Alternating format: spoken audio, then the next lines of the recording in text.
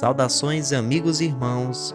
Vocês estão no canal Reformadores da Igreja, o canal que traz os melhores vídeos para fortalecer seu conhecimento na graça de Deus. Antes de ouvir essa mensagem, eu convido você a se inscrever nesse canal e a clicar no sininho das notificações para continuar sempre ligado aqui nos novos vídeos que surgirem no canal. E agora, nós vamos assistir a mensagem de hoje. Hoje à noite eu quero falar sobre o assunto mais importante da sua vida, que é a questão da sua salvação. Não estou dizendo que não existam outras questões importantes, elas existem. Decisões que você tem que tomar na vida, o rumo que você vai seguir, a profissão com a qual você vai ganhar o seu pão, sustentar a sua família, se Deus lhe der uma família.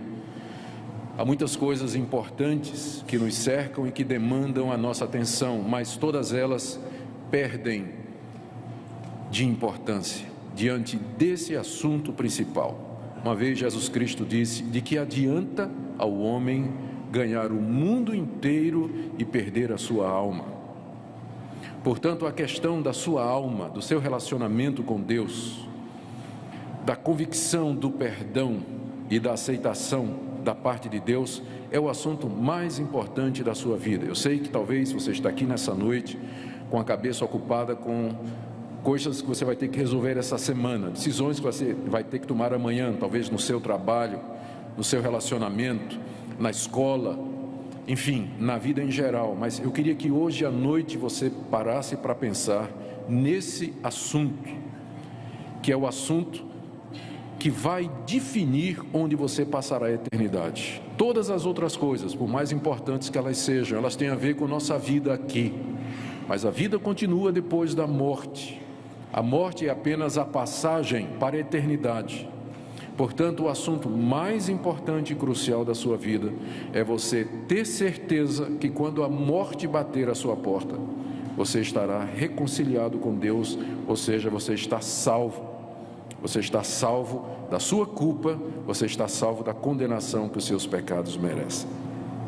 Essa passagem que nós temos aqui, que eu destaquei de todo o trecho, o verso 15, ela nos ensina 6 ou 7 coisas que você precisa saber a respeito deste assunto. E eu começo com a mais evidente aqui, que é a seguinte: Cristo Jesus veio ao mundo salvar pecadores. É isso que ele veio fazer. Essa é a razão pela qual ele tomou a natureza humana, se tornou um de nós, nasceu de uma mulher, cresceu como um de nós, experimentou a nossa natureza, bebeu da nossa água, andou no nosso chão, respirou o nosso ar, comeu a nossa comida. A razão pela qual ele veio ao mundo foi salvar pecadores. Eu sei que há muitas religiões ou muitas correntes religiosas que vão fazer ou que querem fazer você acreditar que ele veio ao mundo fundar uma religião ou reformular a religião dos seus pais, que era o judaísmo, ou que ele veio ensinar as pessoas a fazer o bem, que ele era um mestre de moralidade, ou que ele era um reformador, um profeta judeu. Ele pode ter feito todas estas coisas, mas esta não foi a razão principal pela qual Jesus Cristo veio ao mundo. Ele veio numa missão de resgate, ele veio numa missão de salvação. Essa é a razão pela qual Deus o enviou a esse mundo. Não foi para ensinar a gente a amar ao próximo e amar a Deus primariamente. Não foi ensinar a gente a viver de bem com todo mundo e perdoar as pessoas. Não foi nos ensinar um código ético de moralidade, como, por exemplo, o Sermão do Monte, embora estas coisas sejam importantes. A razão da vinda dele ao mundo foi salvar pecadores. Não acredite diferente disso. E você precisa estar consciente disso. Essa é a razão pela qual ele veio. E esta é a razão pela qual nós o adoramos. E a razão pela qual nós o buscamos. Segunda coisa, se ele veio ao mundo salvar pecadores, significa que o mundo é feito de pecadores, e você não é exceção. Ele veio ao mundo salvar pecadores. O que é que isso significa? Que há pecadores no mundo.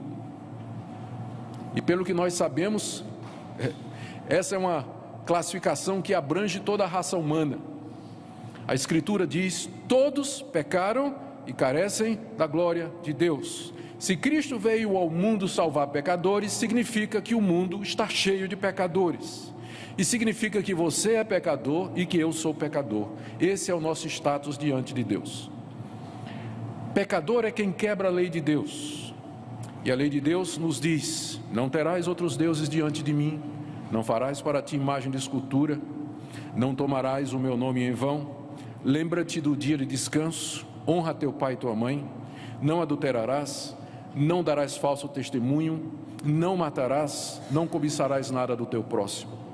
Eu tenho certeza que se você for honesto, você vai ver que você nunca cumpriu esses mandamentos plenamente o tempo todo a sua vida. E lembre que esses mandamentos de Deus, ele tem uma aplicação individual. Jesus disse: ouviram que foi dito, não adulterarás, mas quem no coração, quem olhar para uma mulher com intenção impura, no coração já adulterou com ela. Vocês ouviram que foi dito, não matarás, mas quem disser a seu irmão, seu idiota, você já quebrou esse mandamento também. A lei diz, não cobice, a lei de Deus. E quantas vezes nós olhamos para a mulher do próximo, o carro do próximo, o trabalho do próximo, o emprego do próximo, os talentos e os dons do próximo, e no coração nós dizemos, eu é que deveria ter estas coisas. Quantas vezes estamos insatisfeitos com a situação em que nós nos encontramos e começamos a cobiçar aquilo que não nos pertence. Pela lei de Deus, não tem ninguém aqui essa noite, nesse auditório, em pé ou sentado, que não se classifique na categoria de pecador. É o que você é, e é o que eu sou. E a sua consciência está lhe dizendo isso agora, você sabe disso. Essa é a segunda coisa que o texto nos ensina, que nós somos todos pecadores. Porque se nós não fôssemos, Jesus Cristo não teria vindo ao mundo salvar pecadores. Mas há uma terceira implicação disso tudo, é que pecadores estão perdidos. Senão não precisava que ele viesse nos salvar.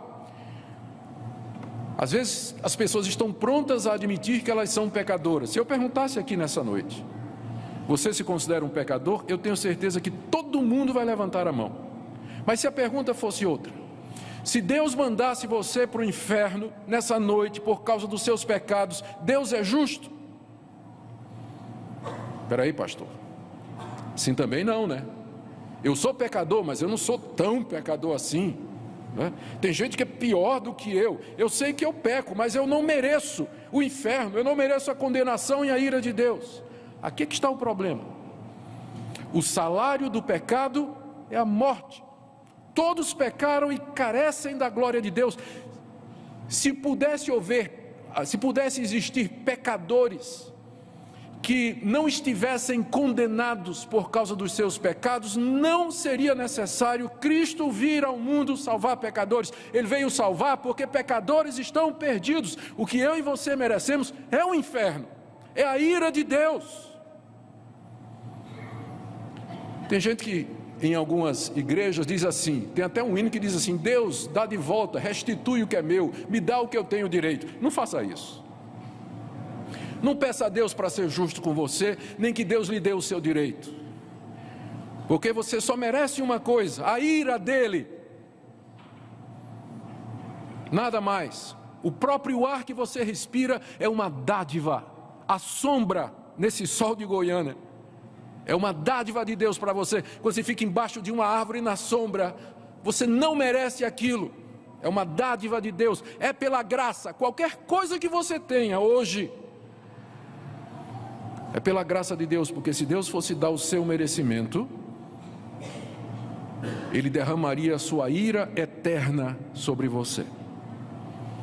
Cristo veio ao mundo salvar pecadores, foi isso que Ele veio fazer. Isso significa que o mundo é feito de pecadores, eu e você.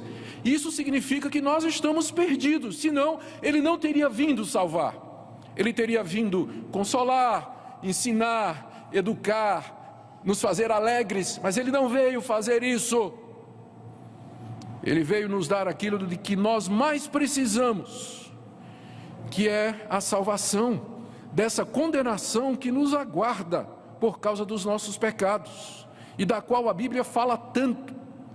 Faça uma procura na Bíblia pela palavra inferno, e veja quem mais falou de inferno, foi o próprio Jesus Cristo. Há mais referências ao inferno nos evangelhos do que em todo o restante da Bíblia, e todos eles pronunciados pelo Senhor e Salvador Jesus Cristo. Essa é a nossa realidade.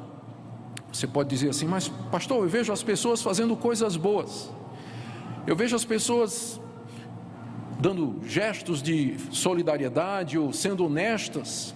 De fato, mas isso é só a graça de Deus. Se você alguma vez fez um gesto de solidariedade, ajudou uma pessoa, pode ser que você não sentiu, mas foi pela graça de Deus.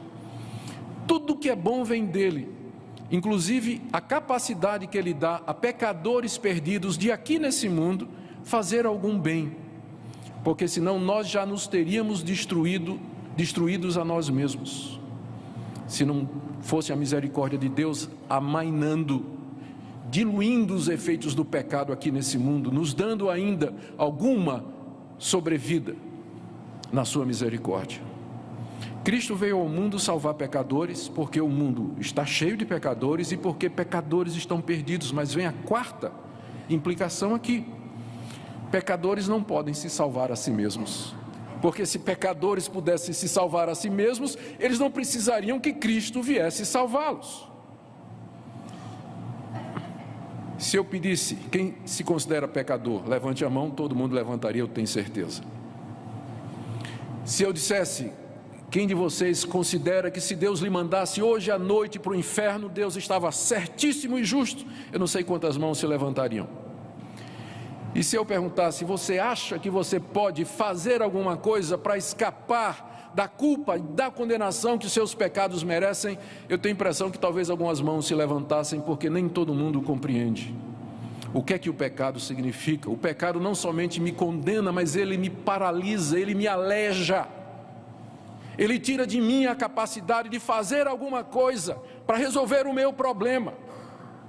As suas boas obras, os seus méritos, as suas ofertas, os seus propósitos, os seus atos de solidariedade somados, colocados juntos, eles não representam nem de perto o débito que você tem diante de Deus por causa dos seus pecados, por pensamentos, palavras e obras. E tem mais: qualquer coisa boa que você fez não procedeu de você, mas da graça de Deus, da graça misericordiosa de Deus. Então, na verdade, você é inadimplente espiritualmente diante de Deus.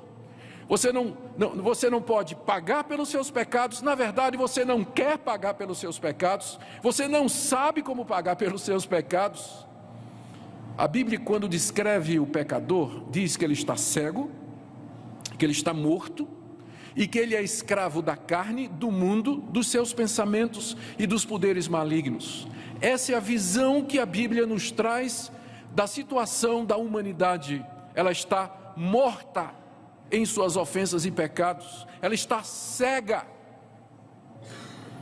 ela não pode ver a Deus, ainda que Deus se manifestasse nessa noite aqui, nós não veríamos, nós não escutaríamos, nós não sentiríamos, porque o nosso coração está morto. Esse é o poder do pecado, ele mata espiritualmente, ele separa de Deus.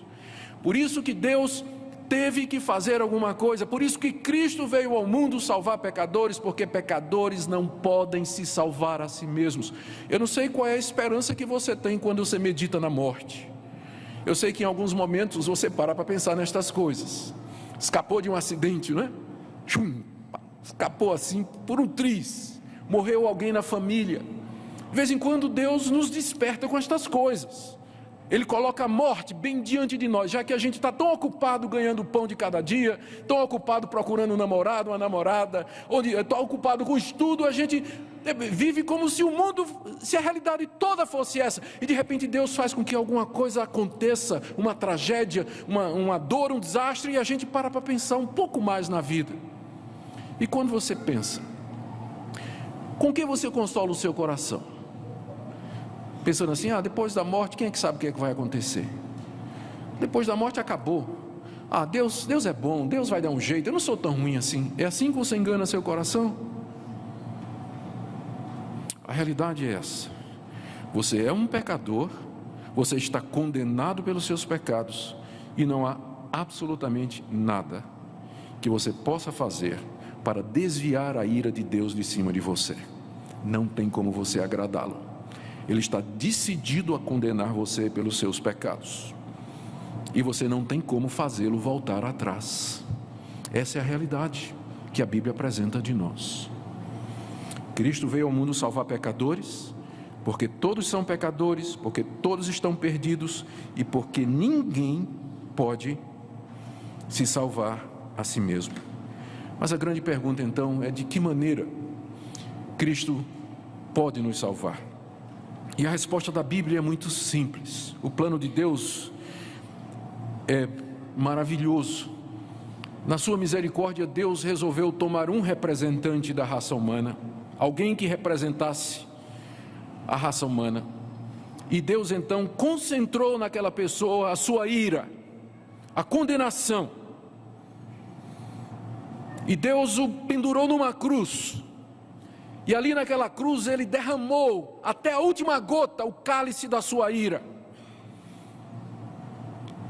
E naquela cruz, aquele representante nosso, Jesus Cristo, sofreu a nossa culpa, pagou a nossa culpa, experimentou o inferno no seu coração e na sua alma, a ponto de gritar: Deus meu, por que me desamparaste?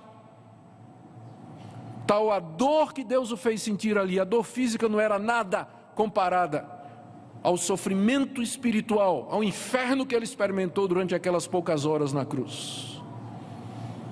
Foi assim que ele nos salvou, pagando a nossa culpa, recebendo a nossa condenação, sendo sacrificado em nosso lugar. Quem devia estar pendurado naquela cruz era você e eu, mas ele fez isso por nós, fez isso gratuitamente, porque, como eu disse, nós não merecemos. Deus não precisava fazer o que ele fez. Se Deus não tivesse mandado Jesus Cristo ao mundo, ele seria perfeitamente justo. Ele não está tirando o direito de ninguém, porque ninguém merece ser salvo. Mas quando ele manda seu Filho, Jesus Cristo, ao mundo para salvar pecadores, é um ato de amor, de compaixão e de misericórdia de Deus para com essa humanidade que virou as costas contra ele. Na cruz do Calvário, Cristo então realiza uma salvação completa. Nenhuma gota do sangue de Cristo foi derramada em vão. A sua obra é eficaz, é o que nos diz o próximo ponto, porque ela salva completamente e se estende ao pior pecador. Depois de Paulo ter dito aqui nesse verso 15, que Cristo Jesus veio ao mundo para salvar os pecadores, ele acrescenta: dos quais eu sou o principal. Ele diz no verso anterior, no verso 13, eu noutro tempo, eu era blasfemo e perseguidor e insolente.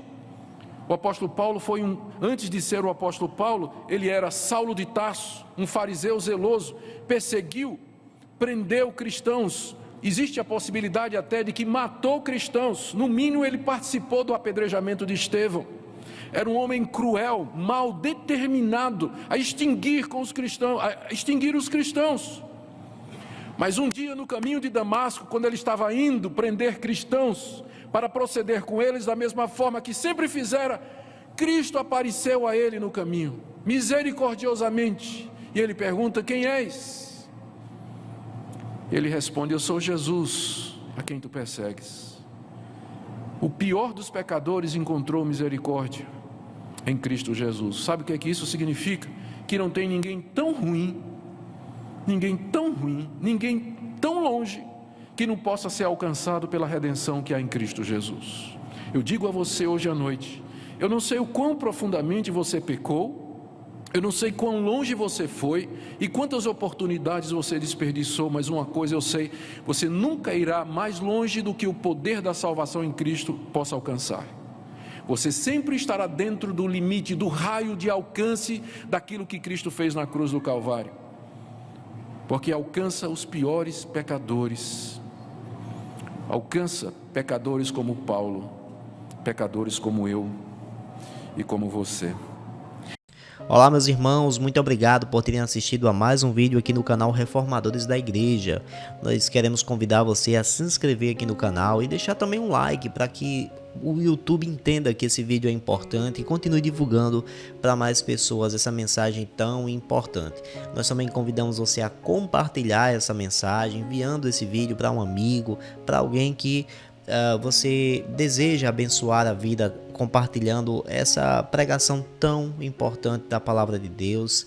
E nós lembramos sempre também que esse canal é um canal de corte e ele pega trechos, mas a pregação completa está disponível aqui na descrição do vídeo, então você tem a oportunidade de poder assisti-la também clicando no link que está na descrição. Você será levado à pregação completa, onde você verá esse trecho e também todas as demais exposições que são colocadas aqui nessa mensagem. Uma mensagem muito forte, uma mensagem que traz uma reflexão gigantesca para todos nós. Se você é cristão, certamente reflete a respeito da obra de Deus na sua vida, aquilo que o Senhor fez por nós, a condição que nós tínhamos antes de conhecer a Cristo, a condição de pecadores, de aqueles que estavam destinados à morte, que na condição que nós nos encontrávamos era uma condição de completa escuridão, afastamento, e que nós, pelas nossas próprias ações, jamais poderíamos nos salvar, nós jamais procuraríamos a Deus por conta própria, mas esse Deus tão maravilhoso nos chamou, enviou o seu Filho Jesus Cristo, ao qual agora, crendo nele, nós podemos então ter absolvição dos nossos pecados, redenção e vida eterna. Para você que está escutando essa mensagem pela primeira vez e ainda não entregou a sua vida a Cristo, não professa a fé no Filho de Deus, essa mensagem é um chamamento para você, para que você reflita sobre a sua condição, os seus pecados, que você busque se arrepender e busque se entregar a Cristo, porque não há outra maneira, não há outro caminho que você possa alcançar redenção, a não ser pelo Filho de Deus, pelo sacrifício que ele fez na cruz. E você precisa crer, se arrepender e lançar-se completamente sobre ele, sabendo que só ele pode então trazer redenção para os seus pecados e lhe proporcionar a vida eterna.